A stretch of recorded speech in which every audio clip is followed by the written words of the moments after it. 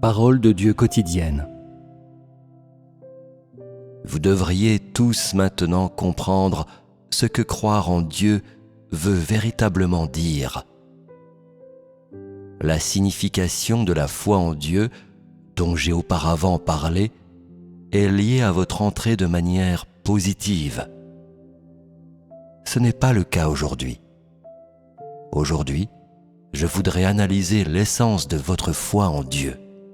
Bien sûr, ainsi je vous guide à partir de l'aspect négatif. Si je ne le fais pas, alors vous ne connaîtrez jamais votre vrai visage et vous allez toujours vous vanter de votre dévotion et de votre fidélité. En d'autres termes, si je ne déterre pas la laideur au plus profond de vos cœurs, alors chacun d'entre vous placera une couronne sur sa tête et s'attribuera toute la gloire. Votre nature hautaine et arrogante vous pousse à trahir votre propre conscience, à vous rebeller contre le Christ et à lui résister, et à révéler votre laideur, amenant ainsi à la lumière vos intentions, vos notions, vos désirs excessifs et vos yeux pleins de cupidité. Et pourtant vous continuez de professer que vous allez consacrer votre vie à l'œuvre de Christ et vous répétez sans cesse les vérités qui ont été prononcées par Christ il y a longtemps. C'est votre foi sans impureté. Tout ce temps, j'ai gardé pour l'homme un standard très strict.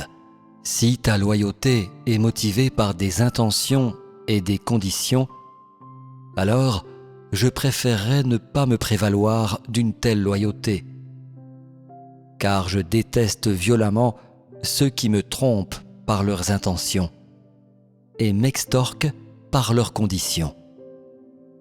Je souhaite seulement que l'homme ne soit loyal à nul autre que moi, et qu'il fasse toute chose pour un seul mot, et pour prouver ce seul mot, foi. Je méprise votre usage de mots flatteurs pour me réjouir, car je vous traite toujours avec une totale sincérité. Aussi, souhaiterais-je que vous aussi, vous me traitiez avec une vraie foi. Quand il s'agit de la foi, beaucoup pourraient penser qu'ils suivent Dieu parce qu'ils ont la foi. Sinon, ils ne supporteraient pas une telle souffrance.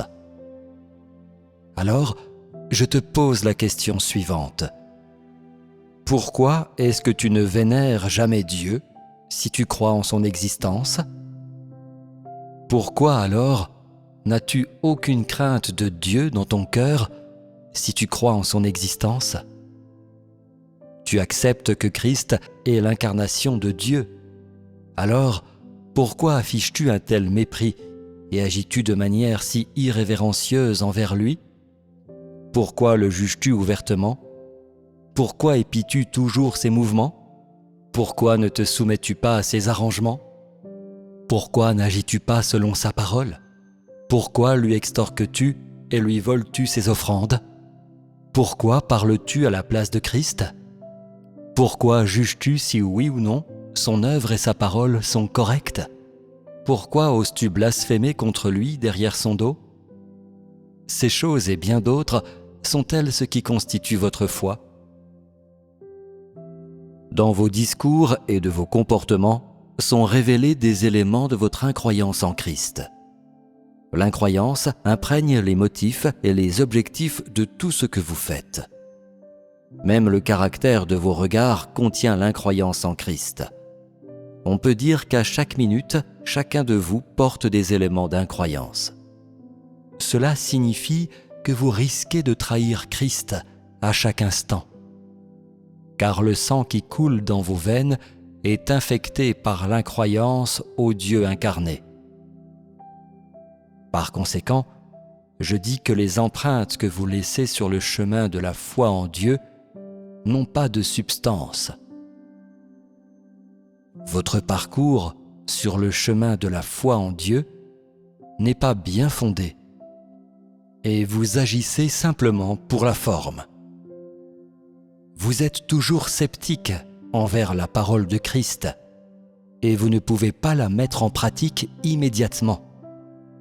C'est la raison pour laquelle vous n'avez pas la foi en Christ, et que vous ayez des notions sur lui est une autre raison de ce que vous ne croyez pas en Christ. Toujours conserver un scepticisme par rapport à l'œuvre de Christ. Laissez la parole de Christ tomber dans les oreilles des sourds. Avoir une opinion sur toute œuvre réalisée par Christ et ne pas être en mesure de la comprendre correctement. Avoir des difficultés à laisser tomber des notions figées malgré les explications que vous recevez, etc. Voilà autant d'éléments d'incroyance qui sont mélangés dans votre cœur. Bien que vous suiviez l'œuvre de Christ et ne preniez jamais de retard, il y a trop de rébellion mélangée dans votre cœur. Cette rébellion est une impureté dans votre foi en Dieu. Vous n'êtes peut-être pas d'accord, mais si tu ne peux pas reconnaître tes propres intentions dans cette rébellion, alors tu seras certainement quelqu'un qui périra. Car Dieu perfectionne seulement ceux qui croient vraiment en lui, pas ceux qui sont sceptiques à son égard, et encore moins ceux qui le suivent sans avoir jamais cru qu'il est Dieu.